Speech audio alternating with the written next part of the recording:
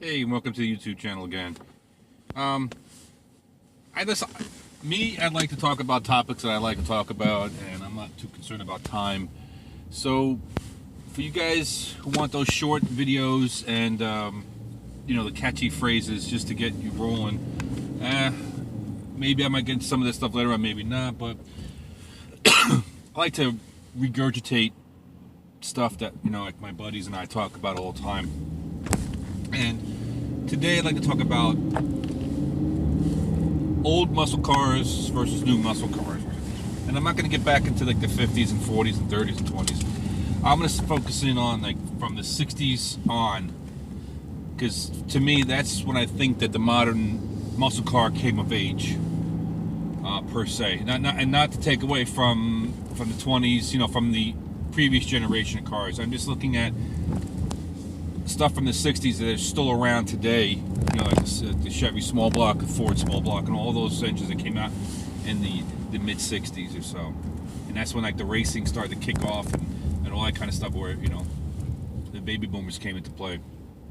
But there's always been a heated debate about, should I buy an old, since the new season's coming along, everybody's huddled in their garages and they're thinking about what to do, and especially up in in the cold country up over here.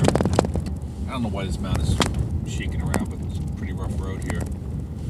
But it always comes up. A couple of guys will have a couple of classic cars, and then they'll have a modern car. And then you see that the modern car being used more than the classic car. And then, or vice versa. A lot of guys have modern muscle cars, and then still have that classic car in the background that they use every once in a while, but they only use it on the weekends and they don't drive it every day, so on and so forth. To me, I'm in both worlds. I like both, and I dislike both. Does that make any sense?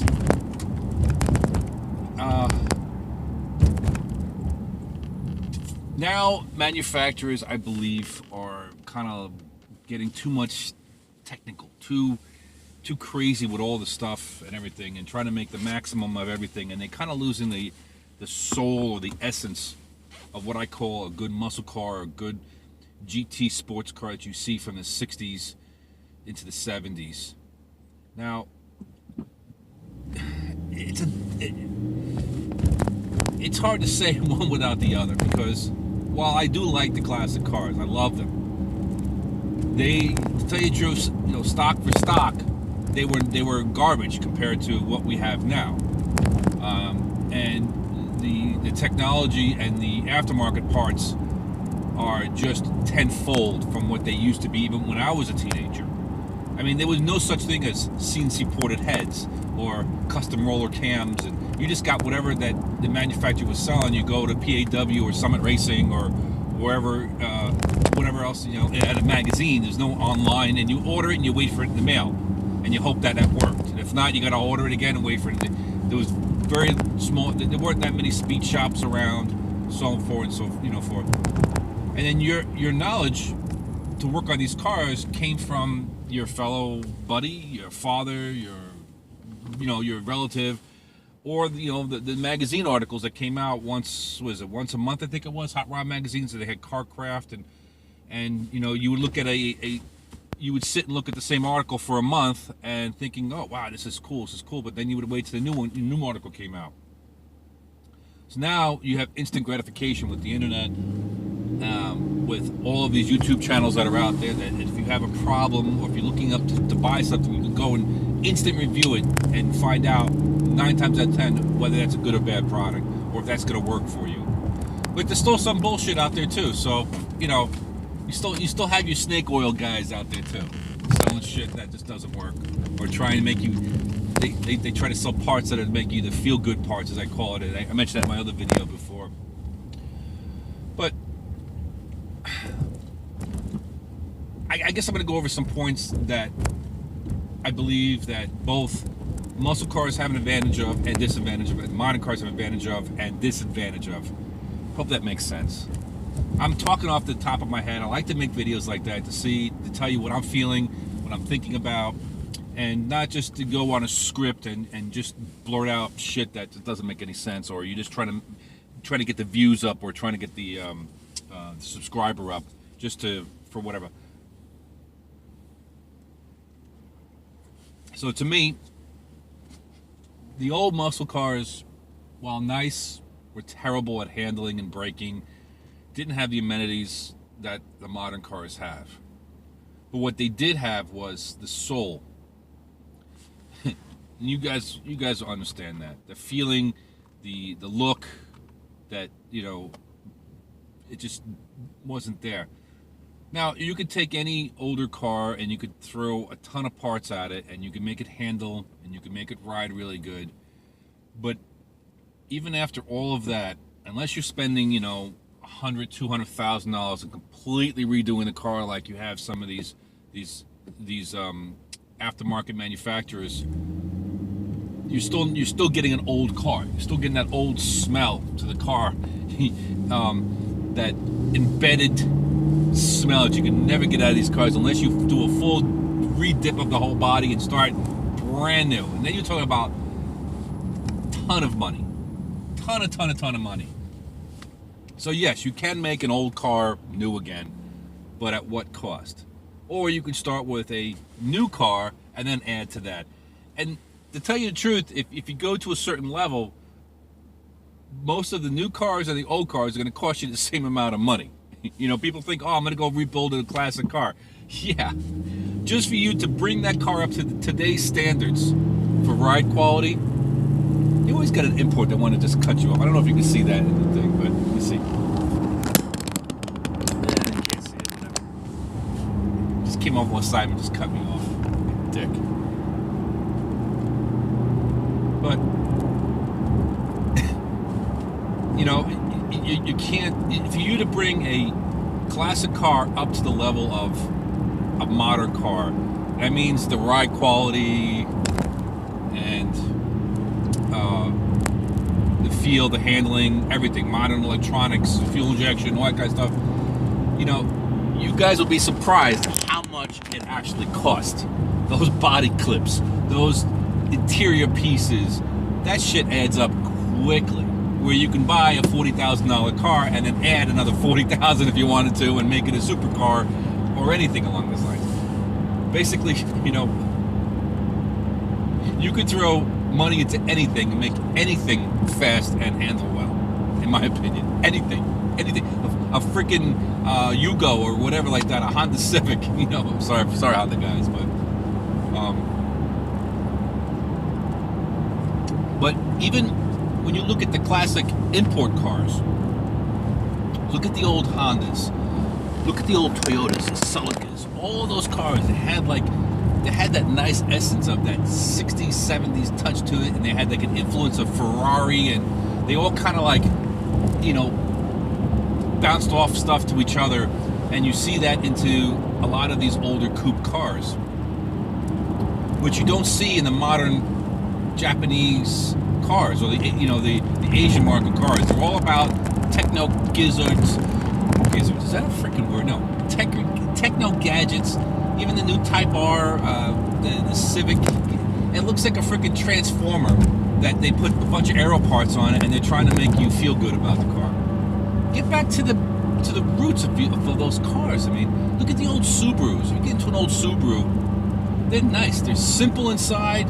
They handle well, and what I got to say about the Japanese cars versus the American cars, especially in the 70s and 80s, is the quality, man. The quality. The Japanese cars are just tight as a drum. You go into a 10, 12-year-old Japanese car from the 90s, and they're still solid as a drum for the most part, unless it has been crashed up or whatever like that. You go into a Chevy that's 10 years old, 12 years old, from the 90s, and it's like a rattle trap. The clips are broken off, the interior's garbage in those cars. And the quality was just garbage. So, that's another factor too. Some of the late 70s cars, early 80s cars, you're trying to restore those cars, they were crap. I've had them. Trust me, I know they were garbage on the inside and out. The cheap plastics they used, So, but sometimes I think that when you flip to the modern cars, I'm driving a modern car, obviously. I love it. You can put the music on, you can put the Bluetooth on, you can really, But sometimes you could be doing triple digits and not even realize you're doing triple digits. Think about that for a minute. You're just cruising along at 80 miles an hour and not even like, it's not even, you know, your girlfriend or your wife is sleeping next to you and you're doing 85 miles an hour. You know, I mean, quiet as a mouse. So, yes. But the one thing that bothers me about the modern cars, and maybe it's just me, I don't get attached to them as, I can't explain. It doesn't have the emotional grip that the older cars had for me. Maybe that's just because of the generation or where I grew up, the cars that I saw at the time. I don't know. But like for instance, I love this car that I drive now, but I waited. I don't know if it's just being older or whatever, but it wasn't like I had to go out and buy it and you know, slice my wrist open to give blood to go buy it. I waited for the right deal, and then I bought the car. So that, you know, years ago that wouldn't have happened. You know, you would say, oh wow, I really need to have that car. I really need to have that part. Now, you know, it's there. It's an abundance. You know what I mean? But even with the modern cars, the performance levels are astronomical compared to a car even from the early 90s, late 80s, early 90s. I mean, 14-second quarter miles, 15-second quarter miles. I mean, my dad had an 80 Camaro. He bought brand new, 80 Z28. I'll never forget it. And they were, and you know, it had the Ram, the cold air induction, which was supposed to be the cool thing for that. And it made 210 horsepower. You know, 1980. I mean, if you look at the exhaust manifolds and the Cali converters around those things, those motors were choked to death. But think about that, 200 and something that they advertised. You get 10 horsepower from the Ram air effect of the flip-up lid. So think about how much actually horsepower those V8s put down to the ground. Maybe 150 horsepower, 160 if you're lucky. You know, so I mean, think about that. And then you got, you know, even the base Hemi cars probably put down what, 352 to the wheels. They still get 20-something miles to the gallon if you're lucky. So I mean, you know. But what bothers me the most about most modern cars is the disconnect. And yes, they're fun, they're fast, they have all the gadgets and gizmos. But and a lot of guys you'll understand is that if you're playing around with a car, you're tracking a car, if you're racing a car, what I hate about these cars, the new cars, is the drive-by-wire and everything digital, electronic. Yes, it's convenient when you're working on the car for sometimes, or it's just, you know, it's more efficient.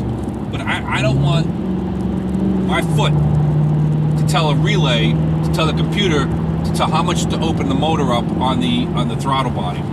And you'll see that if you do like a quick burnout, or if you hit the throttle and close it real quick, snap it real quick, if you're going into a turn, you'll feel the car start to lunge. It lunges before it figures out, okay, hey, you don't want that anymore. Or the logic of the computer for the transmission shift, the logic of that shifts to the way you think that, since the way you were driving before, it doesn't shift the way you programmed it, you know? It will fluctuate and shift over time. You have to reset the parameters sometimes. While cool, me personally, I would like to see some of the manufacturers, you know, you see all the new ZL1s and the ZR1s coming out, all that kind of stuff. It's maybe to hide the technology a little bit more. Bring back more, and Dodge has done a pretty good job of that. Because you can take off all the nannies, you can take off all the crap in the car, make this car as scary as you want it to be. But you still have that drive-by-wire shit that I don't like. But I would like to see if these hardcore guys, because they make these ZL1s, they make all these hardcore supposedly cars, you know what I mean? But they're not really hardcore. They're not really a full track car, but you don't really want a full track car on the street. So they kind of have the double-edged sword. They want to play both worlds. They want to market the car to a broader crowd. Now Dodge has done something a little bit different. They said, you know, they gave the finger to a lot of people when they came out with the Demon, the Hellcats, and you know they were on a different path. And I think that's why a lot of people went that way instead of towards the GM or Ford way. I think, you know. And I think GM and the Ford cars are sometimes a little over-bloated in price range, too. for what you're getting and the price and the snottiness or the God, man, I'm a GM guy too, man. It just I've owned so many Camaros and all those cars and those generations of cars that when I stepped into the new Camaro, I was wanting to buy one of those, and it brought me back to when the GTOs came out. When I wanted the GTO, I was going to get rid of my 4th gen, and the salesman wanted, $10,000 over the price tag for a bloated Aussie car, down under car, excuse me, a Holden car for the other guys, you know what I mean? Which I knew was probably half the price in Australia, and they wanted that much. And frankly, those cars didn't sell. Those cars died, even though they were a fantastic car. Independent rear, the 6.0 motors. Well, the old ones came to 5.7, but they had the 6.0 motors. But GM just threw so much shit at it. Instead of making it a good coupe car, they just wanted to, I don't know what the logic is sometimes of some of these salesmen or engineers. But you step into the Camaro, and I'm not going to ship brand I'm not going to go into detail every brand. The steering wheel's off to the side. It's not centered on the thing. I don't know if you noticed that, guys. And then the freaking cluster pack on top of there, just can't see shit. So for an everyday car, that's garbage. But they overbloated the car. Me, I would like to see each manufacturer to take one of their models and say, fuck it, do like the what is Camaro did back in the day, the 1LE car. They stripped that car from everything. I mean, it had roll-up windows. You were lucky to get AC in it. It was stripped out, bone out, hot rodder, with the best equipment that they could put on the car with a lower price tag. You know what I mean? And look at those cars now. Those cars are worth gold. You can't find those cars. They don't sell them. Like the LX Notch Mustangs, too, back in the day. That was a nice bone stock. I've had one of those cars. I'll never forget, I had an 85 LX Florida Highway Patrol Mustang, black and tan car. And at the time, I was just out of high school, going to college, and I worked at the West Palm Beach auction in South Florida. And I saw these 3 cars come up, these 3 police cars, which I didn't even know. I didn't know anything about state trooper cars and all that kind of stuff, and whatever it was, and what the value of those cars was. I just saw a black car with black hubcaps, black steel wheels on it. I was like, wow, that is freaking cool. And it had the handle for the light, and it had, to boot, a 400-pound lead weight in the back of the car, in the spare well thing, which was freaking cool to me. I was like, what the hell is that? And the guy was telling me a story about that. But it was literally a Florida Highway Patrol that they just stripped out of the radio equipment, because those cars weren't that complicated back then. This is the early 90s. They just finished coming off of patrol. Remember, this was an 85, and that car was still in service in 88, 89, somewhere around there. It was a well-maintained car, and it just literally was stripped out of the radio equipment and everything else, but they left the freaking sirens, they left all the lights, the wig-wag lights in the car, everything. Now, nowadays, you probably don't get that now. I don't know what it is, but they had that car, and then they had 2 of the 88 or 89s, ones with the fuel-injected motors that came out right after that. But this 85 was the last of that breed that I think, from the story that he told me, that a lieutenant or one of the sergeants kept that car until the maximum amount of years of the mileage, because the car only had about 70,000 miles on it when I got it. But it was mint. I'm telling you, mint. Whoever this officer's car was, it was a mint car. Not even a rip in the seat. So somebody took care of that car. And then you throw it into a 20-year-old's hands. I mean, that was just the mistake. Go racing up and down, blew up 3 transmissions, put the B303 cam, all that stupid stuff that they did back in the day. And that was the first year of the roller cam. And that car it was a piece of junk inside as far as the plastics were, as all those 80s cars were, those Mustangs. You know what I'm talking about. But it had nothing in it. It had no power, nothing. It was just a bare bones car. And it did have AC in it because it was a Florida car. But that car, I have fond memories of just racing around, fun stuff, driving it everywhere. And that's what I'm talking about. It didn't cost much to run the car. Insurance wasn't high. If something went wrong with the car, the carburetor was something, whatever. You take the carburetor off, you You clean it out, you put it back on. There's nothing like these days where you have. That's another thing about the modern cars, is that when they age, or if you start messing with them, the cost to fix them is astronomical. You blow out a control module in the seat, or you blow out this, or you blow out that. It's, if you can't get that used, if you got to buy it brand new, it's a lot of money. God forbid you crash your car, something happens, you got to start replacing parts. It's not that you just throw some shit on and put it back together again. It's not that. It's just crazy. And that's another thing about the older cars too. My first car was a 74 Camaro. My father bought me. I was 15 and a half when I got the car, 16 when I started driving it. It was my uncle's car. He was going to the military, and they conveniently took the 4-barrel off the car. They left me with a 2-barrel and a points distributor, all that kind of stuff. But it taught me a lesson of how to work on the car and all that kind of stuff. But with a with a limited amount of tools, some wrenching, some parts, you can put these cars together, play around with them, they're reliable, and that was it. You had a problem with fuel, go right to the car, take it apart, see what the hell's going on, change a jet. With a handful of jets and some weights, you can tune the car yourself right there and then in your driveway and your ass meter. That's how we did it back in the day. But then again, the cars didn't make that much horsepower per se. You didn't have all the CNC heads and the stuff, stroker motor kits that are so readily available. If you had a stroker motor back then, that was that was a novelty. Having a 383 or a 400 or 427 cubic inch small block, unheard of until the LS motors came out. 427 cubic inches, that was unheard of. You had a custom machining, you spent all this type of money. Now you can go buy a stroker kit, throw it in there, and there's no reason not to have a stroker kit. So, I know I'm ranting and raving. This video is like 22 minutes long already. Jeez. I hope this makes sense. But I figured I'd get it out there and just maybe talk about it, see what other people feel about these cars, new and old. I'm still on the line. I still like both. I still like getting in the car with the heated seats, and I'm kind of spoiled too. But then again, you look at it and what is this car going to be like in 20 years from now? I don't have the answer to that. I look at some of my older stuff, even my 4th gen Camaro. That's it's a 95. And I have to trace down weird electrical problems every once in a while. Even though the car is simpler than these cars are, some of the other cars, it creeps up with weird problems that,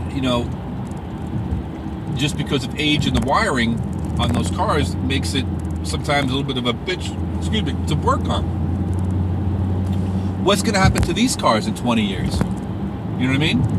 When the wiring has been through so many heat cycles and all this kind of stuff, and you're trying to chase down a freaking problem, and your push button system doesn't want to work because of a frayed wire, so you're going to take everything apart because the computer doesn't want to talk to this one. It's like the old days. You stick in the thing, you can actually start the car from the starter if you hot wire the actual ignition coil. I mean,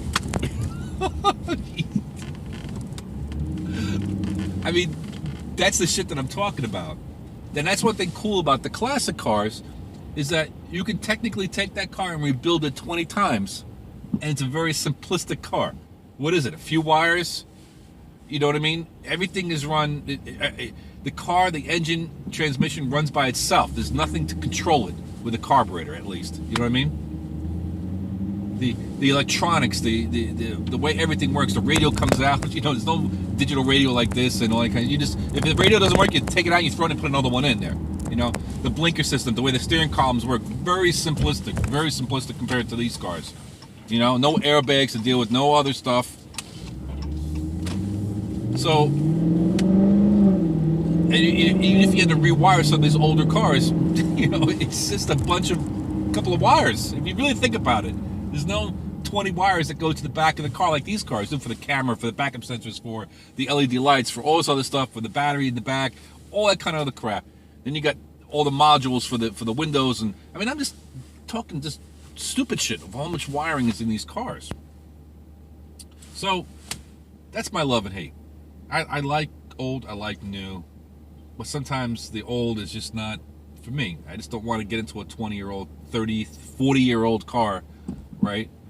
And have to fix stuff that's already to bring it up to today's standards. That's my whole thing. If I had the money and time, then yeah, I would probably take a retro car and bring it to the modern era with the retro body on it. That's what I like. But that's mega bucks. So I don't know. I rambled for 25 minutes or so. I hope that makes sense to some of you and maybe gives some passion to think about what you're going to do in the future projects, or give me ideas to talk about. I don't know. Take care, guys.